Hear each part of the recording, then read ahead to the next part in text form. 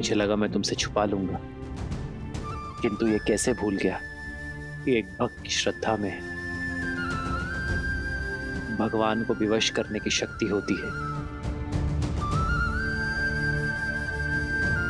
हनुमान, मैंने तुम सबसे एक सत्य छुपाया है, और वो सत्य ये कि लक्ष्मण ने सरयू में जल समाधि ले ली है।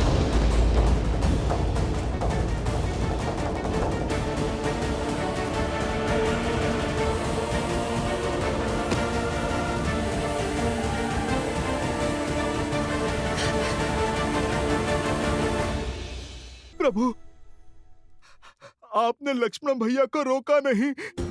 रोका था हनुमान, बहुत रोका था, किंतु मेरे लक्ष्मण ने ना रुककर इस संसार में धर्म और वचन का उदाहरण स्थापित किया है। और मैं ये चाहता हूं कि मेरे पुत्र भी उसी मार्ग पर चले, धर्म और वचन की स्थापना के लिए अपने प्राण तक त्यागने को सज रहे। हनुमान, मैं जानता हूं दुख विराट है, किंतु ये समय टूटकर बिखरने का नहीं है। ये समय है स्वयं को संभालने का, हर संकट से लड़कर संसार की रक्षा करने का है।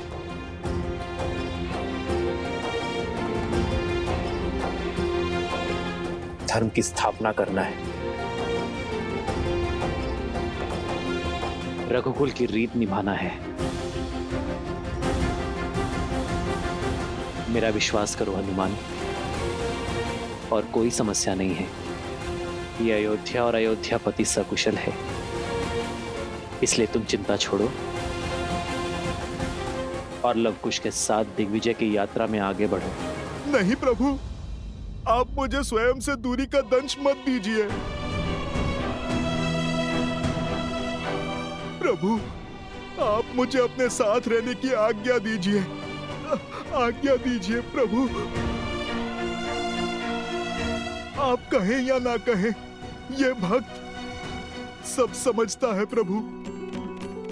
लक्ष्मण भैया के बिना आप कितने कष्ट में होंगे प्रभु। माता सीता, अब तो माता सीता भी नहीं है आपकी पीड़ा हरने के लिए। प्रभु, आप मुझे इस विकट घड़ी में स्वयं से पृथक मत कीजिए, मत कीजिए प्रभु।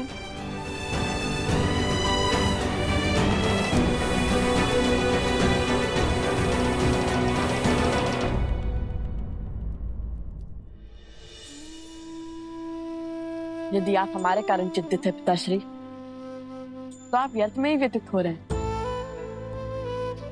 वक्त से इस विकट घड़ी में भगवान के साथ उनका सुख मत छीनिए। देखिए ना, आपकी चिंता हनुमान जी के मुख पर प्रदर्शित हो रही है।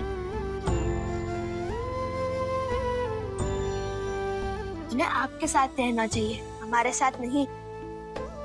हम पर विश्वास कीजिए और ऐसे एक भक्त की आस मत तोड़िए। हनुमान,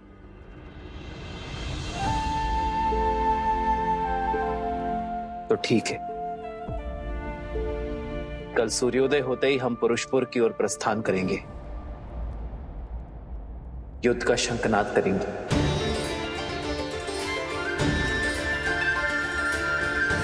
और तुम भी हमारे साथ ही चलोगे हनुमान।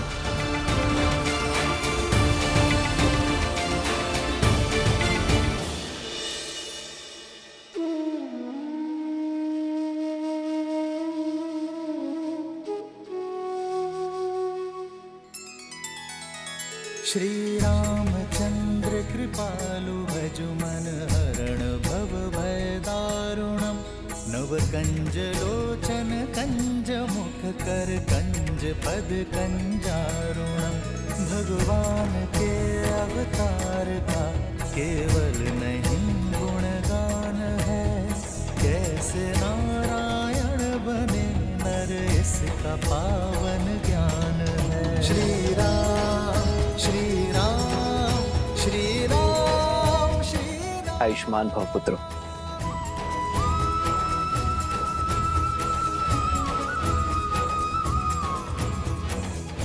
अपनी दिग्विजय को संपूर्ण करने के लिए सज्ज हो। सेना भी सज्ज है भैया।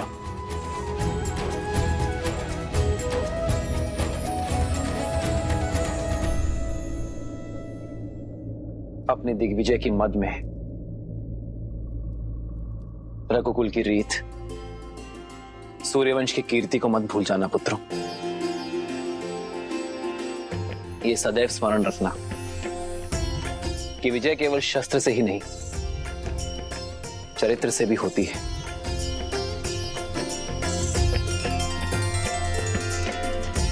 तुम दोनों केवल रघुवंश के अंश नहीं हो, धर्म के पथिक भी हो। और ये यात्रा केवल भ्रमण नहीं, यह अध्ययन है, संसार का भी और स्वयं का भी। क्योंकि जो स्वयं पर विजय पा लेता है उसे संसार कभी हरा नहीं सकता।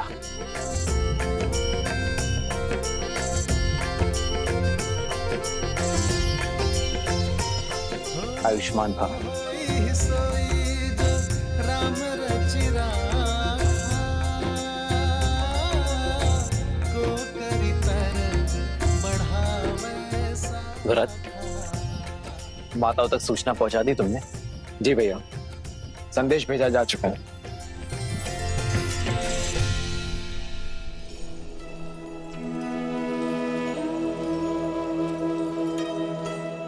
माता, पत्र आया है।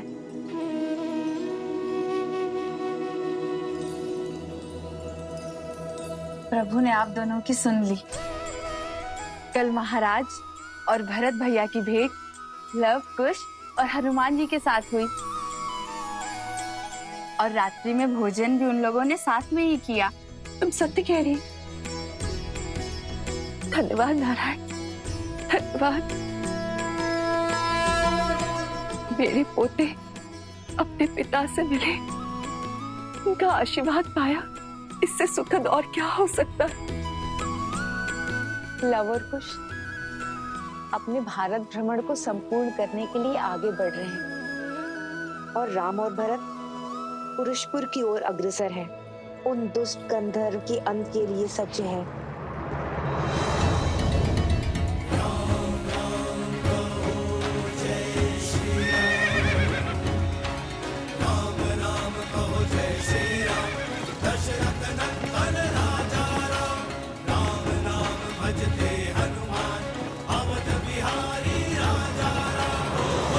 कुछ क्षण ही सही, मन की शांति के लिए शीतल छाया तो मिली। आपका कोटि कोटि आभार प्रभु।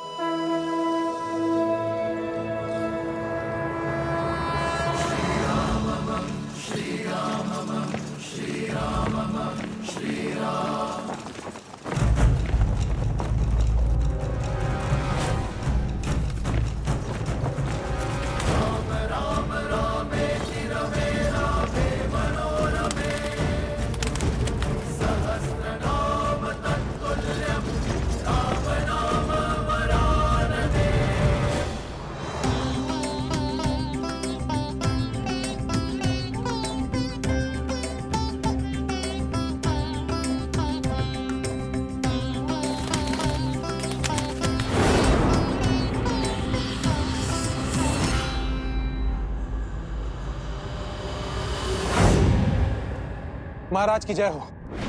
क्षेत्रवासियों ने अयोध्यापति राम से सहायता की गुहार लगाई है और वो अपनी सेना के साथ इसी ओर अग्रसर है। उनके अनुज भरत भी उनके साथ है। सुना है कि कौशल की सेना अत्यंत बलशाली है और प्रचंड है। यदि युद्ध हुआ तो हम उनसे कदापि नहीं जीत पाएंगे महाराज।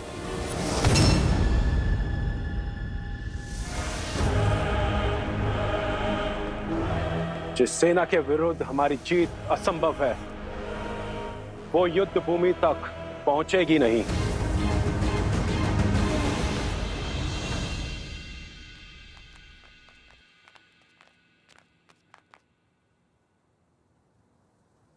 कुश, ये तो कोई आश्रम प्रतीत होता है। कदाचित आज भाग्य में किसी महान ऋषि से भेंट का आनंद लिखा है।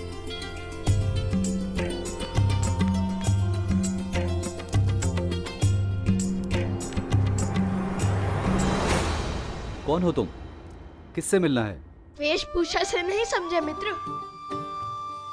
हम ऋषि कुमार हैं।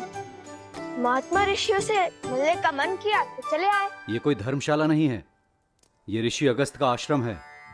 यहाँ बिना उच्च ज्ञान, उच्च गुरु और उच्च कुल के बिना कोई प्रवेश नहीं कर सकता। ऋषियों से कुल और वंश नहीं पूछा जाता। साधुओं से मिलने के लिए कुल की नहीं, संस्कारों की आवश्यकता होती है। हम ज्ञान के लिए एक यात्रा पर निकले हैं। अंदर बैठे गुरुवर से भेंट करना चाहते हैं। अब तो जाने दीजिए हमें भीतर।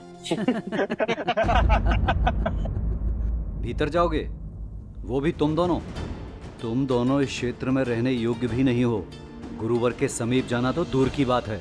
अरे बंधु, इतने सुंदर संसार में किस बात का रोष पाले बैठे हो? कोई समस्या है तो बताओ हमें। किसी ने दंड दिया है तो क्या सुनाओ?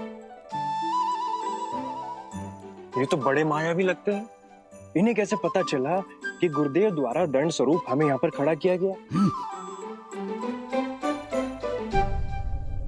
पहेलियां मत बुझाओ, सत्य बताओ। तुम दोनों कैसे जानते हो कि हमें चिंता सता रही है? आपसे। मुझसे? भला मैंने कब बताया? समझ गया, ये दोनों केवल मायावी ही नहीं हैं, अत्यधिक चतुर भी हैं। ऋषि कुमारों के भेष में कौन हो तुम? सत्य कहो, अन्यथा संकट में पड़ जाओगे। अभी बताता हूँ। रुको। जो परिचय दिया है वही सत्य है। यदि मन में कोई शंका है तो मत मानो, किंतु हम ऋषि अगस्त से मिले बिना कहीं नहीं जाएंगे। ऋषि अगस्त के द्वारपालों को चेतावनी? रुको, अभी तुम्हें ऋषिवर के पास लेकर के जाते हैं। अब वही तुम्हारा सत्य से आवरण हटाएंगे। देखो मेरी चाल, लो भैया सज जाइए, ऋषि अगस्त से मिलने का सौभाग्य प्राप्त होने वाला है।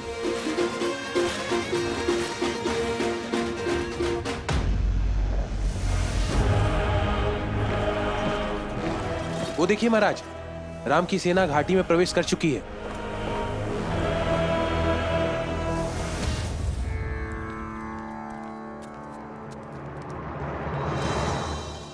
गुरुदेव प्रणाम। गुरुदेव, ये बालक आपसे मिलने की हट कर रहे थे। वेश तो किसी ऋषि कुमारों वाला है, किंतु आत्मविश्वास किन्हीं राजकुमारों सा है। इतना अहंकार तो किसी मायावी दानव में नहीं होता जितना इन दोनों में है। जानते हो ये दोनों कौन है? अवश्य, मायावी धूर्त हैं दोनों। नहीं,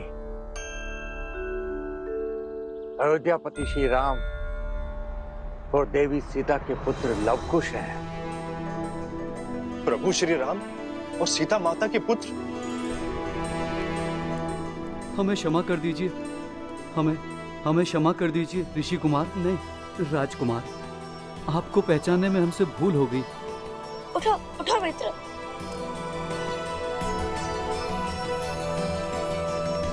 कर्तव्य भले ही राजकुमारों का निभाते हैं, किंतु मन से सदा ऋषि कुमार है।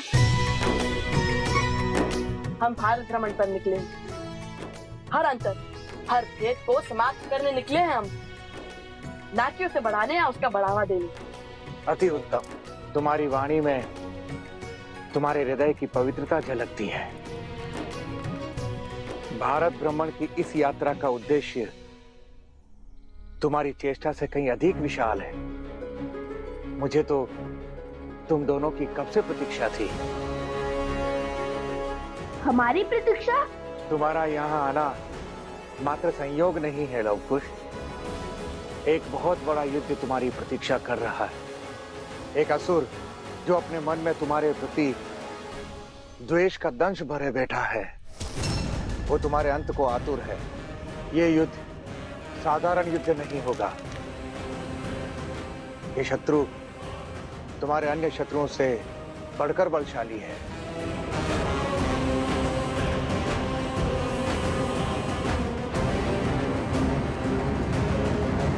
वो भी तुम दोनों की भांति पितृभक्त है, जो अपने पिता की मृत्यु का प्रतिशोध लेने का प्रण लिए बैठा है।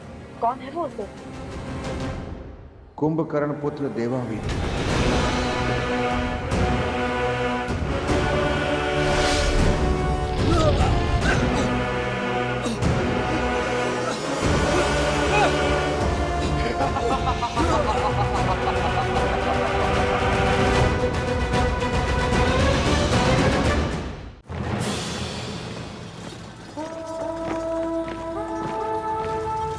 रुको, रथ रोको।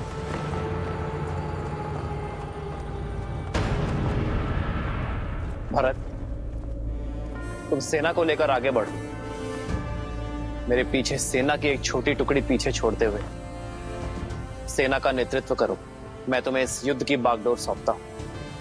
ये मेरे लिए सम्मान की बात होगी भैया, विश्वास रखिए, मैं आपको निराश नहीं करूंगा। और भरत के होते हुए श्री राम को युद्ध भूमि में पग रखने की आवश्यकता नहीं होगी।